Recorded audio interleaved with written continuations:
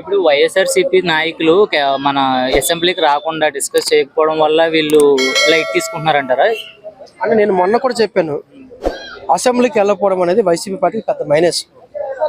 అది వాళ్ళకి అంటే ఎవరికైనా మనం ఒక రాజకీయ విశ్లేషకుగా మనం చెప్తాం, అసెంబ్లీకి వెళ్ళకపోవడం చాలా తప్పు, వెళ్ళాలి.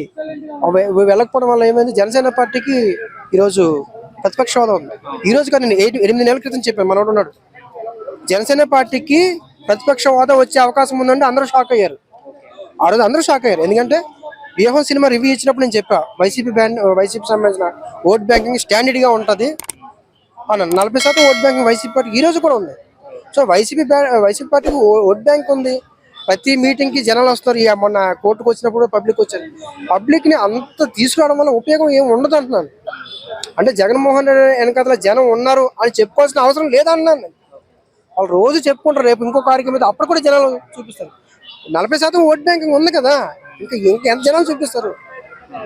సో అసెంబ్లీకి వెళ్ళకపోవడం కూడా మైనస్ పాయింట్ అవుతుంది, పబ్లిక్లో నెగిటివ్ వస్తుంది. అంటే మీకు ఇక్కడ మన ఖమ్మంలో కమ్యూనిస్ట్ పార్టీలో ఒక అతనే ఉన్నాడు, ఆయన కొత్తగూడెం ఆయన. ఆయన మొన్న కూడా అసెంబ్లీకి వచ్చి రేవంత్ రెడ్డి గారిని క్వశ్చన్ చేస్తే ఆయన నిధులు రిలీజ్ చేశారు. సో ఒక్క ఎమ్మెల్యే ఉన్న వ్యక్తి అంత క్వశ్చన్ చేసినప్పుడు అంత తక్కువ మన చంద్రబాబు నాయుడు గారు అప్పుడు లేరా? సో ఒక 5-6 సీట్లు అటు ఇటు ఉండొచ్చు, మీకు ఉన్నాయి కదా, ఓట్ బ్యాంకింగ్ ఉంది కదా, వచ్చి రావచ్చు కదా.